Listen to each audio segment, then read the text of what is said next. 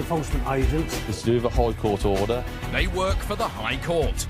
And if it says you're owed money, it's their job to go and get it. I'm here for £6,072.18. They can demand payment on the spot. I'm here for the full balance. How are you going to pay it? Or remove assets instead. The car will be going unless you can pay it. You'll have a week to pay in full before it gets sold at auction. Obstructing their work can be a criminal offence. I wouldn't do that if I were you. The door needs to stay open. Every year in England and Wales, unpaid debts totalling more than £80 million are recovered by the sheriffs. Coming up, Neil Cummings bought an eco-friendly heating system, which turned out to be dangerous. I paid over £10,500. I ended up with a system that was completely unsafe. There's a dramatic intervention from Lawrence to stop assets disappearing from the business that sold it. They were literally engines running. I just had to swing the van across and block them in. Tommy's looking for a result at a football club with a debt to pay. I won't leave here today without payment or taking stuff with me. Lawrence confronts a car dealer who owes a £12,000 refund to a customer. I will ask the question again. What can you pay? And Tommy and Craig remove not one but two vehicles from a debtor's driveway.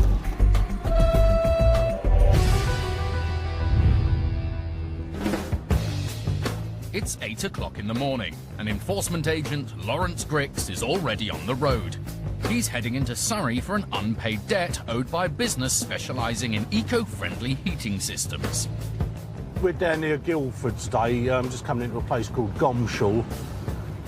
We've got the Green Shop and Jan Orkstolis. I believe it's a shop that sells wood-burning stoves and things, and there was an issue with a wood-burning stove. We're here today for just under £8,500. The claimant in the case is Neil Cummings, a self-employed builder who came across the company after embarking on a labour of love, building his own family home. I've built houses for other people, but the idea of actually building a house specifically for us was a lifelong ambition. When we eventually found this plot, it didn't have any gas. There's no gas supply, there's no oil here. So I decided that I wanted to go the green route. After researching his options, Neil found a local supplier and installer, the Green Shop in Gomshall. He went to meet the man in charge, Jan Orkstolis. He said he has absolutely no trouble. He could design a system for that, which he did. He gave me a quote, which I accepted. He talked the talk. He seemed to certainly know what he was talking about. At the heart of the whole system was a wood-burning stove.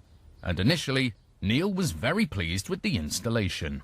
All of the work proceeded well, and everything was installed. Everything seemed to be fine and above board. That was until Neil wanted to add a new feature onto the system. And when he couldn't get hold of Mr. Orkstolis, called in another plumber. He came along and had a look at the system that we had here for a couple of hours, and he turned around and said, "I'm really not happy." He said that in his opinion, the system didn't have enough safety features within it. So Neil had it disconnected.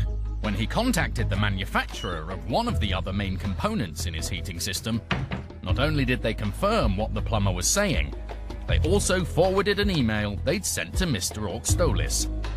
And in the email, it basically turned around and said that the wood-burning stove used in conjunction with this particular system must, and must was all in capital letters, must have an inbuilt quench coil. The quench coil is designed to release energy from the system in the event of a power cut or safety features failing. While it's not necessary in every wood-burning stove, Neil's particular system required one, and without it, he feared he was sitting on a potential time bomb. What we've actually got is a pressurized system which is building up and up and up. It's like an old steam locomotive. If you can't release the energy, it's going to explode. And the idea of actually spending my life savings building this property to potentially have, my family in a dangerous situation is scary. Neil tried to get in touch with Jan Orkstolis to see what he had to say. He didn't reply to any of my text messages, emails. I phoned him. I went down to the shop. I couldn't get hold of him at all. when I was actually paying the money out, he was returning calls within half an hour. However, as soon as he'd received the final amount of money, correspondence completely ceased. Eventually, Neil decided the only option was to get quotes to rectify the work and complete the installation, and then take Mr. Orkstolis and the green shop to court to cover the costs. When they didn't defend the case, Neil won a default judgment. Since then, he hasn't paid any money at all, so I've decided that I need to take this case further. He's now escalated it to the High Court and obtained a writ for the sheriffs to enforce. At the end of the day, I paid over £10,500 to Jan for the installation of this system, of which I ended up with a system that was completely unsafe. Money's tight. I haven't been able to rectify any of the situation, and I won't be able to rectify it until I get any money, if I do get any money back from the sheriffs.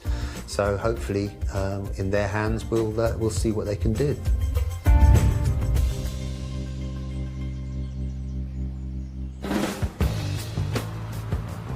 Lawrence is en route to the shop, and his research in the office has painted a promising picture of what he might find.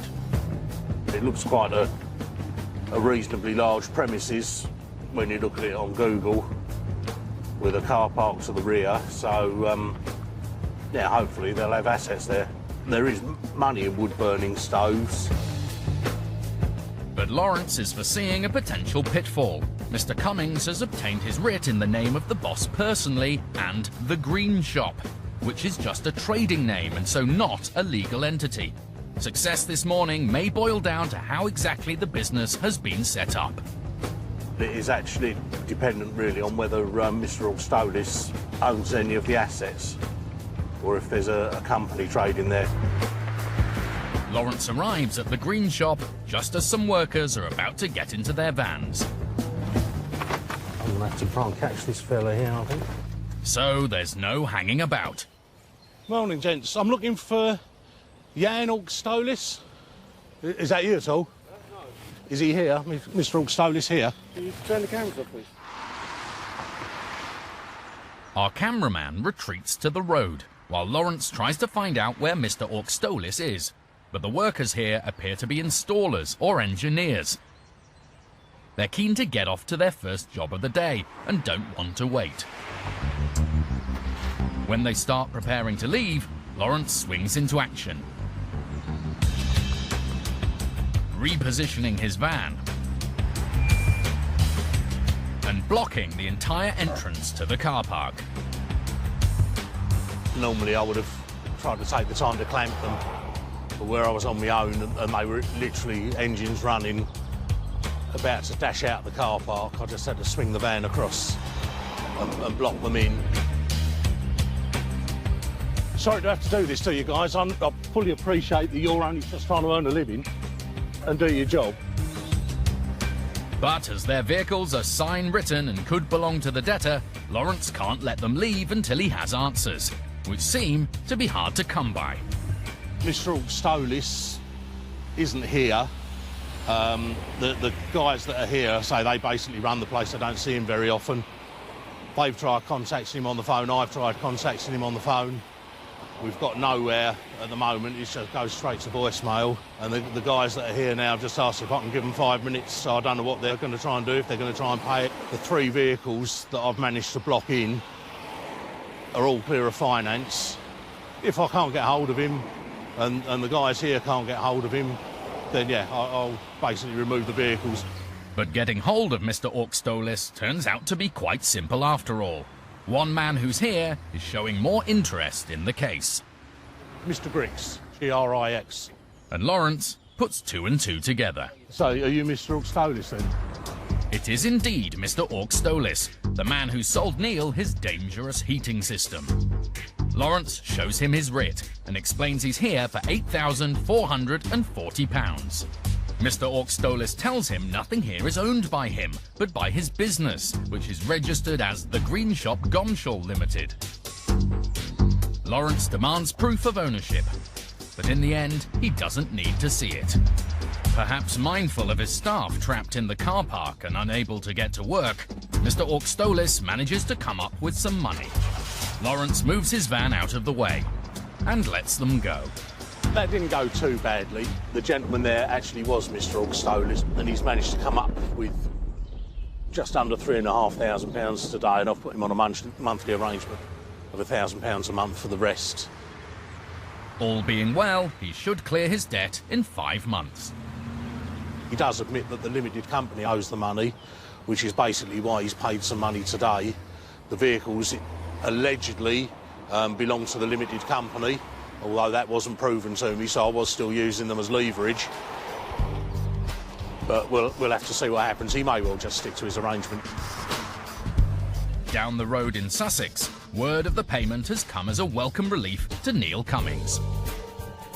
Really good news from the sheriffs. We've actually finally managed to get hold of the first initial payment of just over £3,500, so that's come in and that's brilliant. So we've already got the new wood-burning stove, which is just sitting in place. It's not actually connected. Let's just hope that Jan is true to his word and honours the agreement, and it will be the end to a lot of stress and anxiety that we've had over the last year.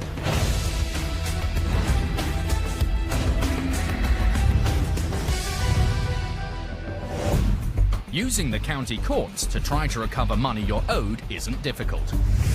1.5 million money claims are made every year in England and Wales, involving anything from faulty goods or poor workmanship to unpaid invoices. Claims can be filed by post or online for a small fee. Both parties in the case will be asked to submit evidence, and you may have to attend a court hearing. If you're successful, a county court judgment or CCJ will be issued against the debtor. And if they still don't pay, that's when you call the sheriffs. Enforcement agent Tommy Coyle is in the East Midlands, with an unusual case on his hands against a sports club. We're on our way to Corby today. We're visiting Corby Town Football Club. I think they're quite a small club. There's previously been an agent visit the property. Spoke to a Steve, who's the chairman, who promised payment. The payment has not been forthcoming. Corby Town FC has been taken to court for unpaid invoices by a company which has done groundwork on the pitch. The club didn't defend the case, and judgment was issued by default. It owes £10,965. Tommy may not be much of a football fan, but today he's hoping for a win. Hopefully they'll have some assets there. Could be a small bar, could be some minivans transporting the players round. There could be some trophies, but I don't know how many trophies Corby Town have won recently. But we'll have a look. We're hoping for a result today, possibly a 3-2. Tommy? Thankfully, it's not match day. Welcome to Corby Town FC. Although Tommy has no trouble getting into the grounds, finding anyone to talk to might be another matter. But he soon navigates his way into some kind of clubhouse, where a team talk appears to be underway. Hi, you alright? You're all right. Is the chairman about? He's not here. He's probably over in the stand if he isn't. Could you give him a call for me? It's quite urgent. I'm an enforcement agent.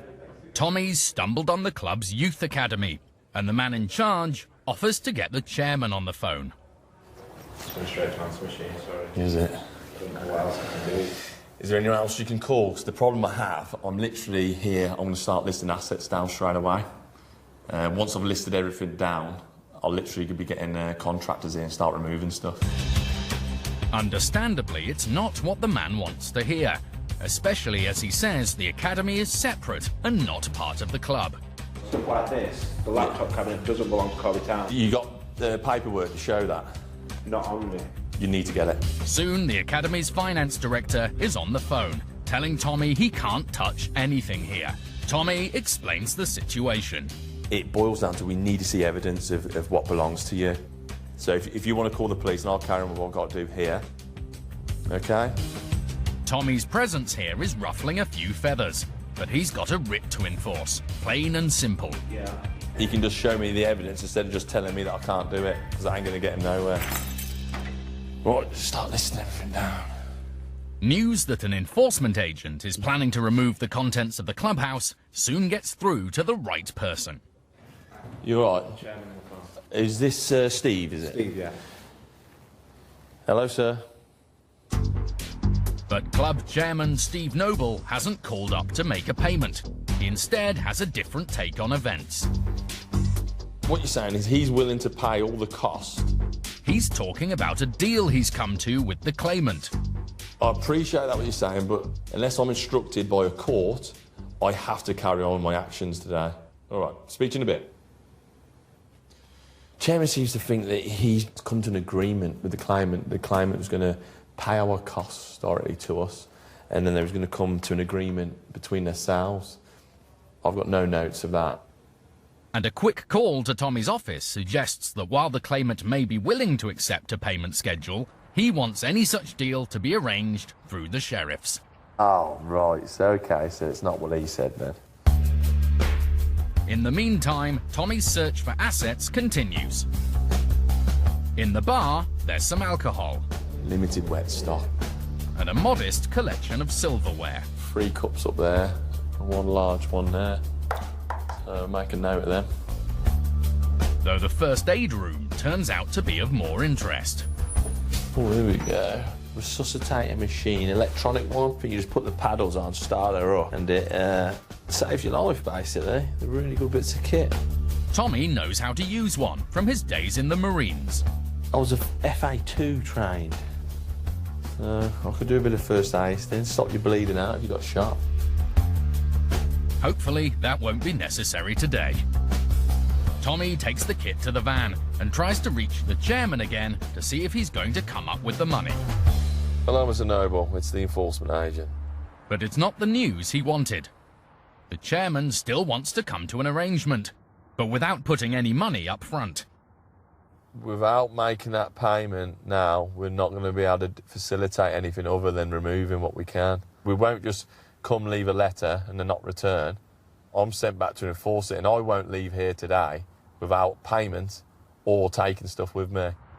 Tommy wants at least £3,000 now, but the chairman says he can't pay.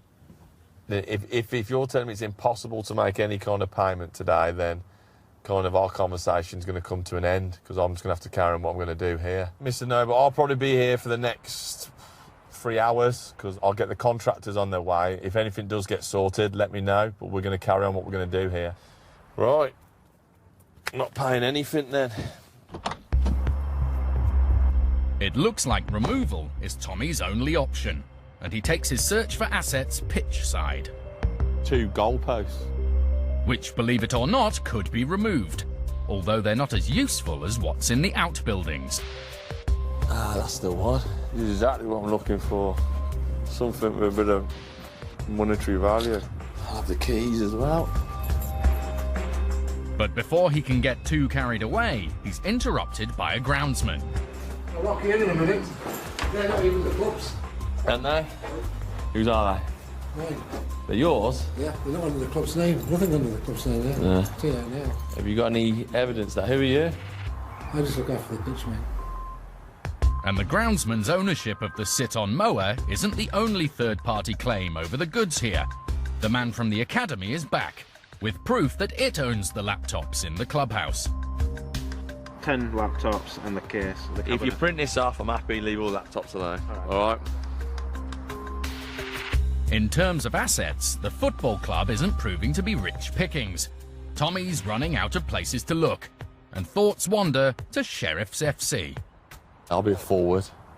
Kev on the wing. We'll have Wild in defence with Ken. Alan in goal. Grixie will be our manager. Tommy returns to the van to start organising the removal, but is interrupted by another phone call. Let's just get this right then. You hold the lease for the grounds here and the building, yeah. There's been a substitution, and a new player is on the pitch. It's the landlord, who's got wind that the club's goalposts, among other things, might be about to be removed. And it sounds like he could be willing to make a payment. Okay, sir. All right, speak to you about. Wait. He's willing to pay on their behalf the $3,000, and he'll have it paid by midday tomorrow. With limited assets here and other multiple claims over their ownership, it's a deal Tommy's prepared to agree to. The landlord soon arrives at the club, where he meets with Tommy off camera. A controlled goods agreement is signed for the assets listed down, and Tommy leaves satisfied. With the complexities we had there and the amount of third-party claims, and with the property being leased by somebody else, I think it's a good result getting the CGI £1,500 per month with the £3,000 paid tomorrow. The £3,000 arrived as promised, and the company which did the work on the pitch has started to receive its money.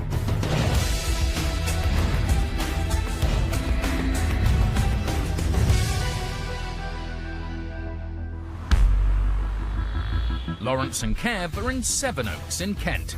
They've got another High Court writ to enforce, this time against a business which specialises in classic cars. We are heading to a car garage called Carden Europe.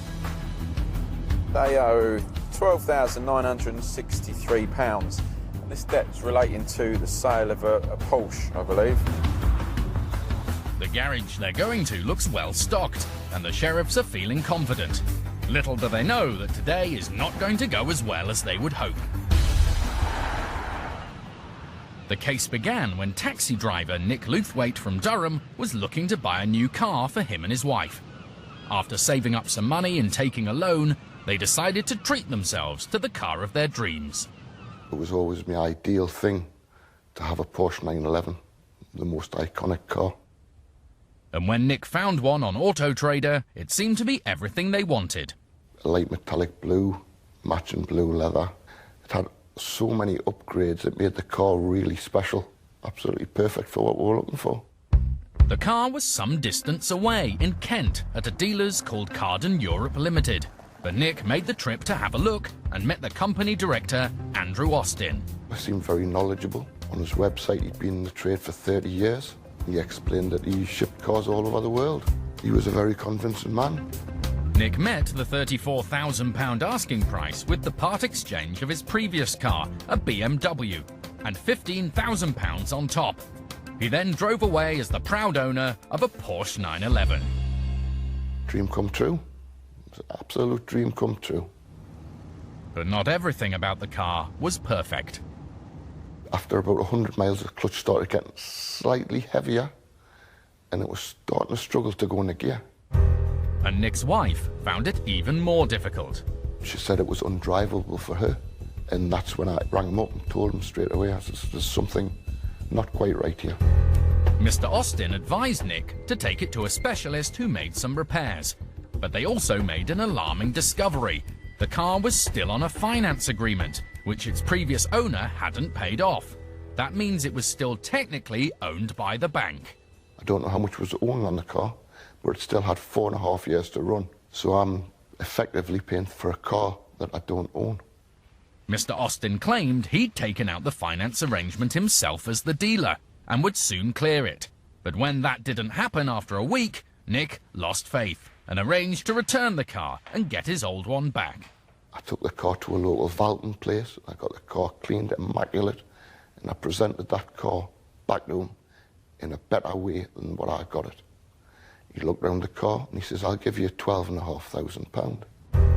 Which, along with the return of his BMW, was £2,500 less than what he'd paid. I says, well, you haven't mentioned this on the phone. He says, I've got me loss of profit. Eventually, Mr. Austin offered to reimburse £13,000, and Nick decided to accept it for the time being, in the form of a cheque.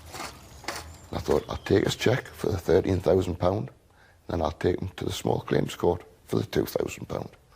I'm not going to get into a fist fight over a car. Put his cheque into the bank, and unfortunately it bounced, it was stopped. Mr. Austin later made a bank transfer for £3,000, but despite Nick chasing time and time again for the rest, it never came. Eventually, he made a claim through the county courts, prompting what seemed like a decent offer.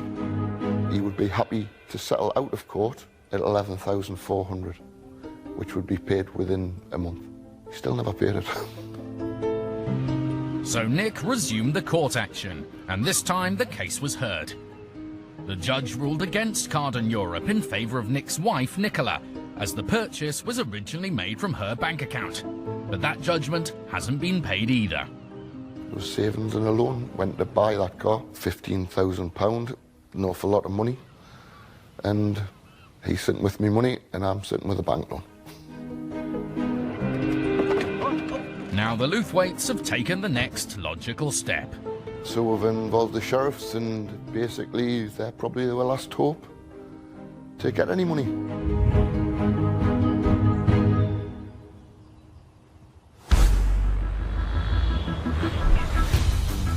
Back in Kent, Lawrence and Kev are about to arrive at Carden Europe. Kev's notes suggest Mr. Austin wants to come to a deal. The debtor has actually been in touch with us and tried to make an arrangement. But we're going to head over there now and look for full payment. I believe that the garage we're going to has got quite a lot of stock of particularly high value cars. So we're hoping that although 12,900 is quite a lot of money, probably only take one of these cars to cover the debt entirely. Just hope they're not owned by someone else. The sheriffs pull into the garage and park up. A man is on the forecourt. Right, so you work here? Yes. It's Andrew Austin, the garage owner, but he's interrupted before Lawrence can find out any more. In the meantime, he eyes up the stock. That's the TR6 that's on the website for 19,995, I believe. Lovely. Always wanted one of them when I was younger. Is that an original colour as well? Inky yellow, yeah, there's the hardtop for it, look. That was a costly extra. Not all the cars on display here are classics, but there's certainly enough to get their teeth into. The next question is, who owns them? Mr. Austin is off the phone, so it's time to find out. I'm Mr. Grix, my colleague and I are enforcement agents. We've got a High Court writ against Carden Europe in favour of a Mrs. Nicola Luthwaite. Oh, right, yep. You've been in touch about it. We're here today to take control of goods to the value of £12,963.19. Okay. The only way to prevent further action is to pay in full. Okay, well, we haven't got... Carden Europe wouldn't have that amount of goods. Well, there's plenty of stock on here. Yeah, that's it. Carden Europe works as a commission-based company. It sells... Right, so everything's on SOR? Yeah. Have you got paperwork to that effect? Yeah, pretty much, yeah. Yeah, if I can see, that's what I need to see. Mr. Austin says all his cars are sale or return. In other words, he's selling them on behalf of their owners for a fee. It's exactly what Lawrence and Kev had feared might be the case, and Mr. Austin seems to have the paperwork to prove it. Basically, these are sale and return documents for every vehicle that we've got here. Can I have a quick look through? Yep, sure. Right, we need to go out and check these. Give you half, I'll have half. They head outside and begin checking the documents against every car here. Right, I've got the Kangoo. I've got the Maserati. And one by one, they rule them out. There's the Zafira. Polo. I've got the Merc. You've got the Merc, yeah. I've got the TR6 and I've got that Morris. But there are a few cars which don't seem to be accounted for. There's still other vehicles that are on the forecourt that aren't there, which is the Alpha, the Focus RS. The Focus RS is my own personal vehicle. Right. That's on finance with a finance company. Right. So The Audi. the Audi And the black BM3 series up the back. is on sale today. Right, so we need to see the paperwork for that. I haven't got that at this moment in time. Right, so you didn't give the person a receipt. No. That's very trusting of him. Mr. Austin produces more paperwork to rule out his car and the Alpha, leaving just two within Lawrence's reach. They're not worth that much, and so he now knows he's not in a position to insist on full payment after all. His best chance of recovering Nick Luthwaite's missing money might now rest on Mr. Austin coming up with a decent offer. So what were you initially proposing? Well, I was thinking along the lines of I'd be happy to pay something like £1,000 a month and reduce the balance that way. Right. Can you kick it off with 6? When? Now. I can't physically do anything now, that's for sure. Physically, impossible. Right, so we need some kind of evidence of that, really, to be honest. Mr. Austin says the company has no money at all at the moment, but Lawrence is sceptical. As a business, you can't not be able to get your hands on some kind of money. Have you got a bank statement you can show me that shows your current financial state for the company? No, not physically here, but I would think we're about £400 overdrawn. Online? I can't do it online, no. So you haven't got online banking at all? No. Well, I have, but I can't physically do it here. He does, however, manage to produce a recent email from his bank. Yeah. Look, I note that the account is overdrawn at 484. Can you please make arrangements to repay this sum, which we haven't done yet? Right. Okay? Yeah. And there's only the one company bank account? Yeah.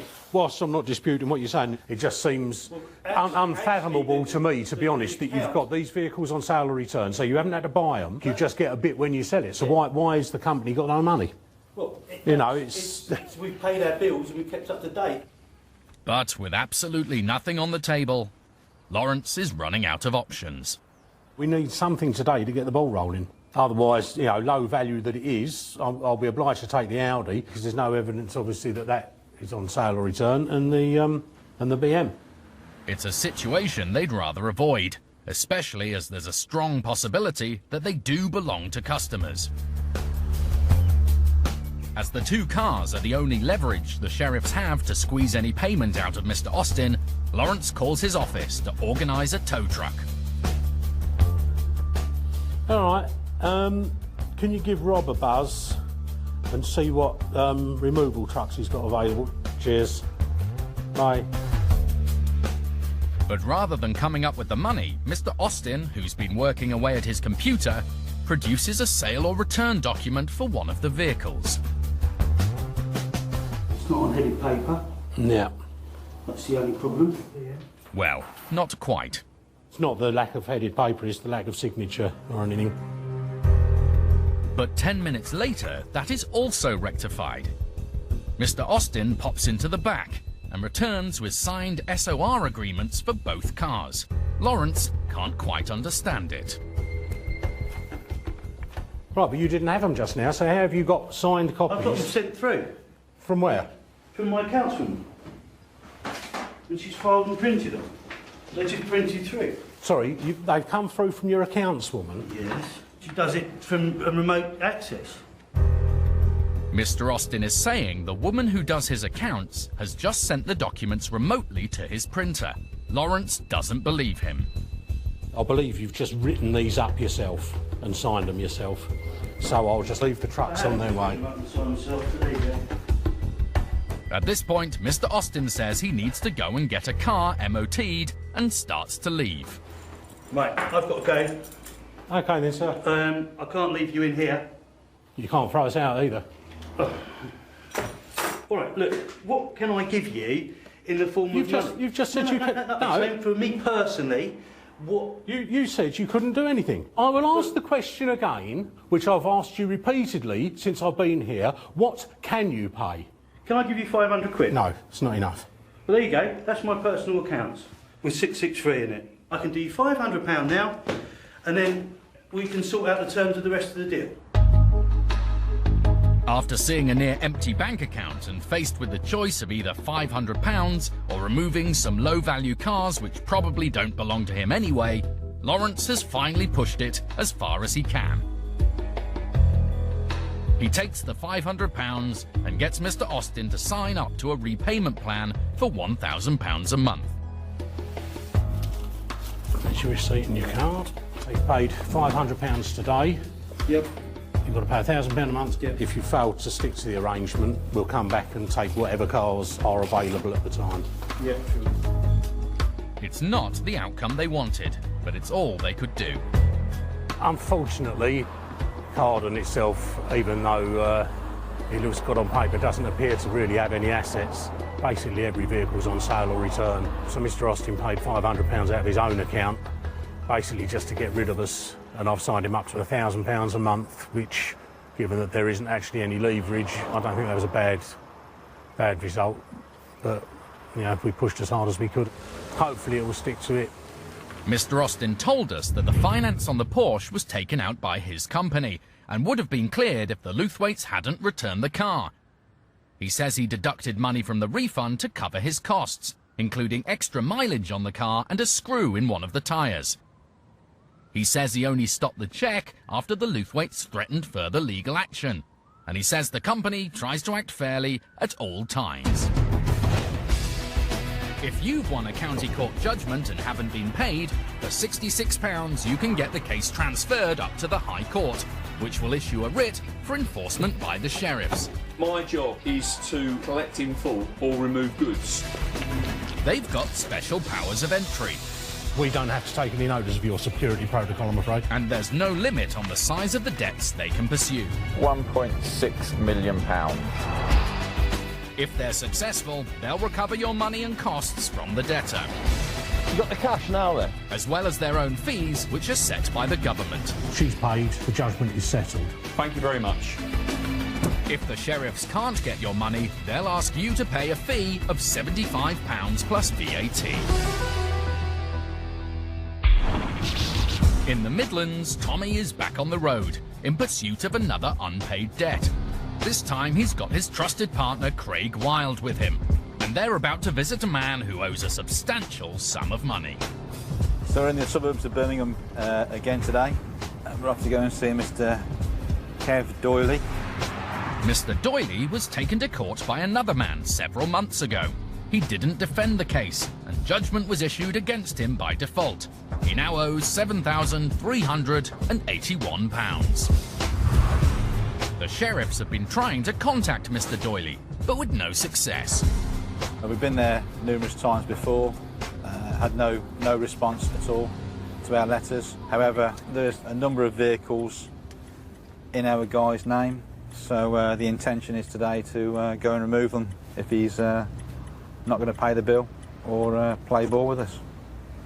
They reach Mr. Doyley's home address, and sure enough, two of the vehicles they were hoping to find are there.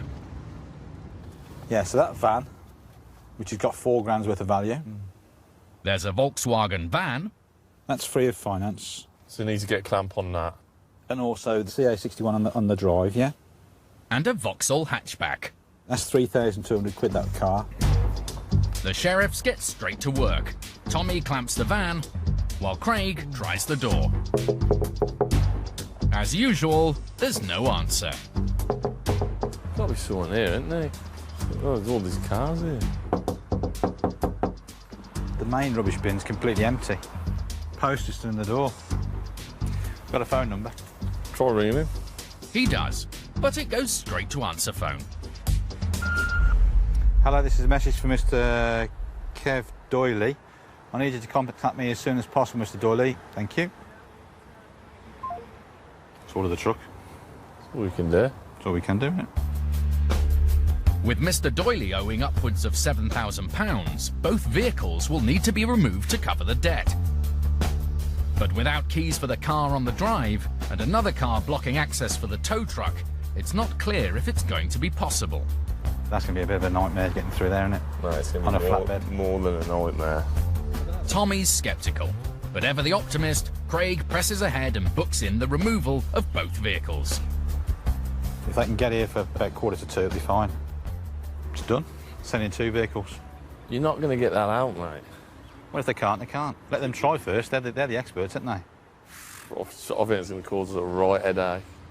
The sheriffs retreat to the van to wait it out. But soon, Tommy spots a young man who he thinks is taking an unusual amount of interest in what they're up to. See the red door? He's been stood out the front of it watching us the whole time. And he's only just gone in there. Could be the son. Maybe. And shortly afterwards, the person Tommy's seen comes over to speak to them, accompanied by an older man. Is it Mr. Dooley? Alright, Mr. Dooley, he's away at the moment. Is he? Yeah, he is. He's in Jamaica at the moment. Any way getting in contact with him? He'll be back on the 7th, that's all I know. Right. The man says he's just a neighbour, and the debtor is apparently away for another month. Tommy explains he's a High Court enforcement agent with a writ to execute. Problem we've got at the moment, you see, is they want us to remove vehicles today which are registered to him, which obviously we don't want to do. We'd rather speak to him and get it sorted out, but we need to talk to him, really. Unless the council can put some kind of arrangement. The only way is money. A large amount? It's not a small amount. I can't discuss the details. Is it your father? Yeah. Oh, okay. Does he know what figure he's got to pay? He would have had letters here. He'd have had letters hand-delivered. When did he go out? Jamaica? Last week. Last week? Yeah. Craig was right. The young man is Mr. Doyley's son. But he's not in a position to stump up several £1,000s on his dad's behalf. They can't really help out to facilitate the payment, stop the vehicles going. So unfortunately, it's a bit of a bad situation, and looks like they're still going to be going. But just as the sheriffs are gearing up for the removal, a call comes through from the debtor's mother. My name's Craig Wild. I'm an enforcement agent. She says that she owns the van, so doesn't think the sheriffs can remove it. But she's not able to provide proof of her purchase right now. She's saying that she's purchased the vehicle for him to put into his business. But as I've said, in the absence of the proof, at this late stage, it won't prevent the removal from taking place. Before long, the first removal truck arrives, and the logistical challenge begins. Even the van, which was supposed to be the easier of the two, turns out to be harder than expected, thanks to its long wheelbase. I don't think it will go on. Backwards, it doesn't fit. So they try a new strategy. If he takes it from the front, it being shorter at the front, he'll be able to get it on and have the back end sticking off the back. And this time, they have more success. The car, on the other hand, is a different story altogether. The issue is the wheel. Obviously, with the steering lock on like that, to drag it, it's going to be a nightmare. So we've conquered worse. Tommy's obviously caught Craig's optimism. Drag it from there, I think. And a plan does indeed come together. The Vauxhall is unceremoniously heaved up onto the truck. It's not pretty, but it works. And the car is also soon on its way. That's good. Cheers, thanks, man. Take care, mate. Both vehicles will be held for 7 days. If Mr. Doyley doesn't come up with the money, and provided the vehicles do belong to him, then they'll be sold, and the claimant will finally receive the money they're owed. Yeah, a bit of a result. We've only been here just over the 2 hours. We made some phone calls and tried to make contact at the address. Nothing. So it resulted in 2 vehicles going. Following filming, Mr. Doyley didn't pay any money towards his debt, and his Vauxhall has been sold at auction. Meanwhile, the ownership of the van is still in dispute, and the matter is with the courts. Mr. Doyley told us that he believes he doesn't owe any money, and that the case against him was unfounded. He says he didn't respond to the court paperwork because his name was spelt incorrectly, so he didn't believe the letters were for him. He says he hasn't appealed the judgment because of the costs involved.